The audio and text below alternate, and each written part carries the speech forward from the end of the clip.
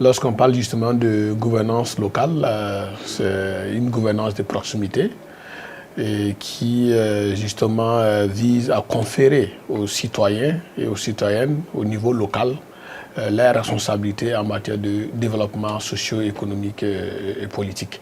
Et donc, qui dit gouvernance locale dit justement une implication forte des citoyens dans l'exercice de l'autorité, dans la mise en œuvre des politiques publiques. Et donc, ce qui fait que la gouvernance locale met un accent particulier sur les citoyens, d'autant plus que c'est les citoyens à la base qui déterminent les options de développement. Donc, ce qui le met naturellement au cœur de l'action publique en matière de gouvernance locale.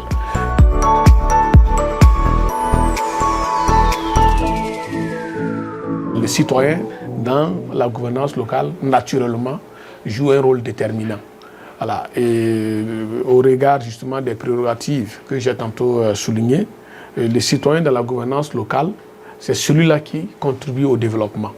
Voilà. Sur le plan politique, sur le plan économique, sur le plan social, les citoyens jouent un rôle majeur dans la gouvernance locale.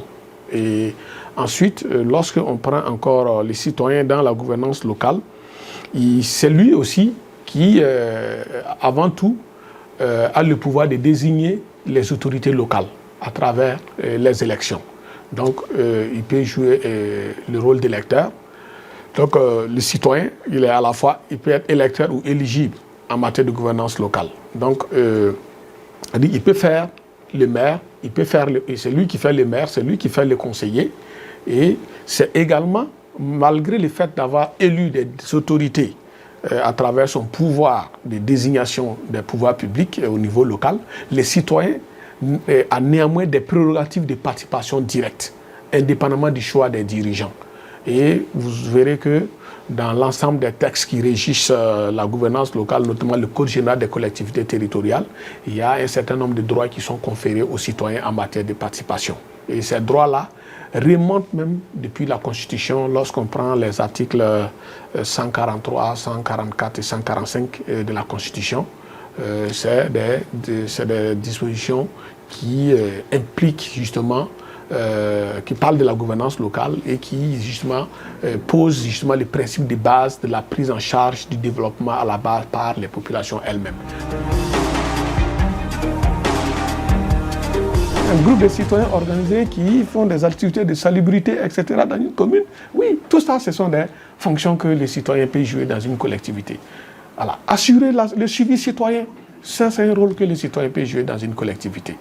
Donc, il y a l'exercice de redevabilité, l'exigence de redevabilité. En tant que citoyen, on doit exiger des gouvernants locaux la mise en œuvre des principes de redevabilité. Ils doivent nous rendre compte.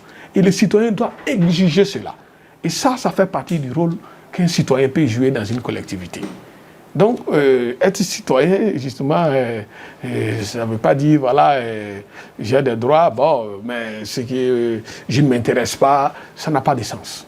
Pour moi, c'est une exigence citoyenne de s'impliquer dans la gouvernance locale en jouant son rôle justement de citoyen, en assurant son rôle de veille citoyenne, son rôle d'interpellation, son rôle de suivi des politiques publiques, et voilà, son rôle d'électeur en tant que citoyen, ou être éligible, si vous voulez, vous engager. Voilà, tout ça, ce sont autant de prérogatives qui sont accordées aux citoyens. En d'autres termes, une gouvernance locale sans une citoyenneté active, sans une participation des citoyens, elle cesse d'être une véritable gouvernance locale.